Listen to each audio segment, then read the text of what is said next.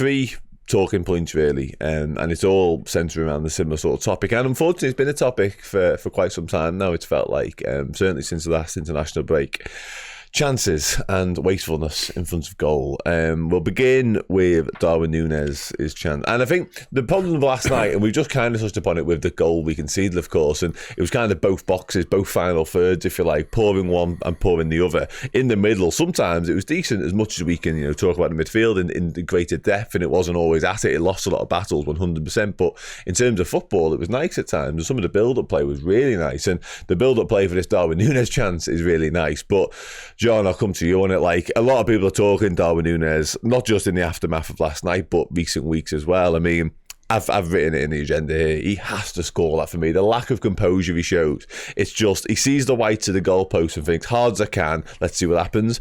You need to be a bit better than that. Yeah, his go-to position these days seems to be hit it as hard as you can, and it should go in. And of course, 9 times out of 10 it doesn't, because you need a bit more subtlety than that. I mean, it's very difficult not to come to the conclusion that the guy will never score a lot of goals. I mean, he's had 2 seasons now with everyone saying, "Oh, he'll come good," but he's not coming good. He's missing far too many chances. I mean, last year and the year before, people were moaning that Bobby Firmino wasn't scoring goals. But in a situation like that, that would have been in the net from Bobby Firmino, because he wouldn't have missed.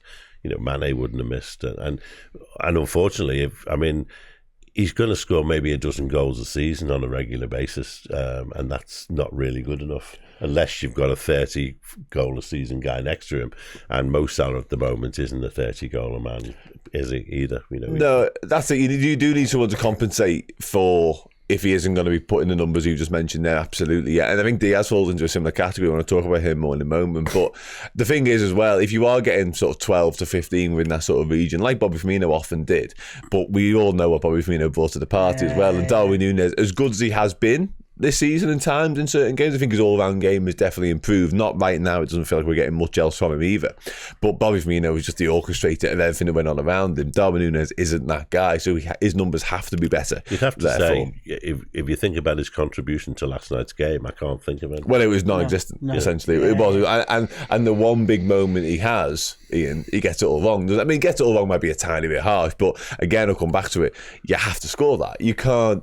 People say, Pickford's done well. He hasn't. He's smashed it straight at him. Pickford shouldn't have a chance of saving that, but Darwin Nunez gives him every possible chance. Well, I defended him last night when he missed it, and the more I see it, I'm like, I'm not sure what he's trying to do.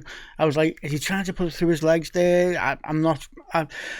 I defend Darwin Nunez all the time, because he does offer more in general, game-wise, right throughout the game, but I think since the international break, he's had no effect on the game either. So if he's not scoring goals, he's not affecting the game, then it makes it really, really difficult to defend him. What are you defending him? What we ought to defend him on. Like I said, most of the season he's been very good with the way he's affected the game. But I just think the whole team, Darwin included, is in a really bad place, confidence-wise. It just seems like the snatching of chances, the final ball seems rushed. They're taking too long on the ball. The confidence just seems shot out, a lot of them. Yeah, it does. And again, that was definitely evident last night. Decision making in the final third was left wanting too often, and the execution of the decision was sometimes awry as well. The next chance falls to Luis Diaz. I don't want to spend too long dwelling on that one, because I think it's a bit more difficult. Listen, he probably should score, if truth be told. Certainly like him to score, but it's harder than the Nunez one. The football in the round, that was really nice, actually. Playing head tennis, essentially 1-2 head tennis. It was a joy to watch until Diaz's finish was left wanting a little bit. We're going to do a big bit on Diaz later, because I think it's worthwhile doing.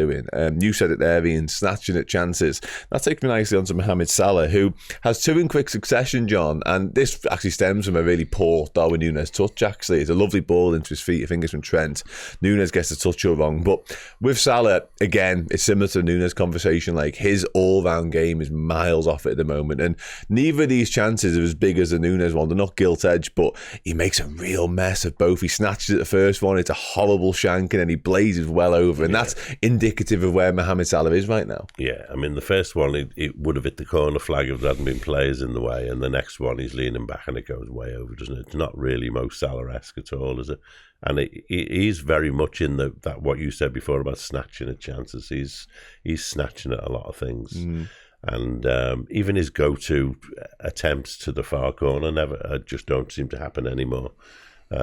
He's going through a very rough. He has actually, since he came back from the African Cup of Nations, hasn't he?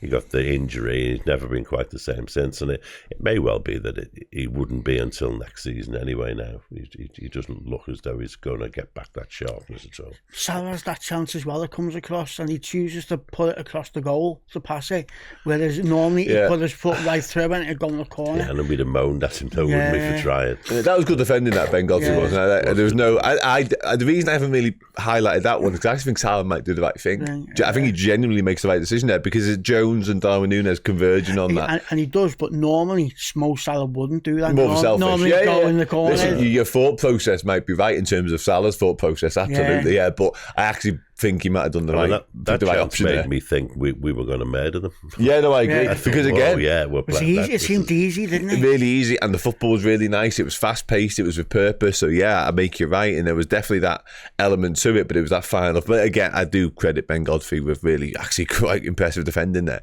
Just on Salah more generally, and like John's just said it there, he hasn't been at it since the AFCON, essentially since the injury as well. I think it's an interesting conversation, really, and as listeners, a much wider conversation to have around Mo Salah and his future. But just in terms of his performance now, I mentioned this briefly to Chris this morning, like, we are seeing a very similar level of performance that we've seen all season from Mo Salah in many ways. We've all kind of said jovially at times, because we've been able to laugh at Salah's lack of quality displays because he's walked away with 2 goals and assists half the time. However, right now we're seeing a very similar all-round game, but without the same level of output. Is that the way you see it? Yeah, it's sad really watching him. He looks like a shadow of the player we've had the past few years. I don't know whether it's a confidence thing. I don't know how this injury's affected him. He's never been injured before. Exactly. So it could be a mentality thing with him. When you go that long without a big injury, and then all of a sudden you've got one, who knows what that does to a footballer?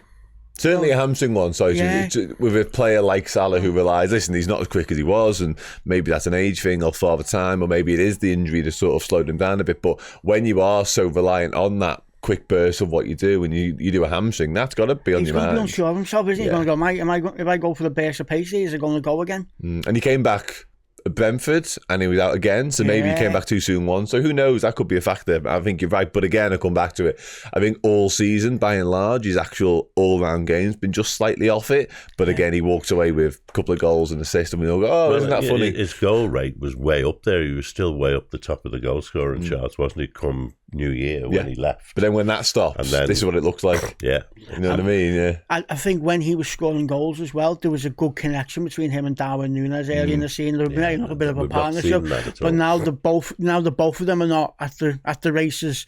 That's not going to be there, so they're not helping each other out at all. No. They definitely, they look to be sort of a real sort of telepathic understanding between the two of them, but as you say, neither of them are full of confidence right now, quite the opposite, to be fair, and it's not pretty watching.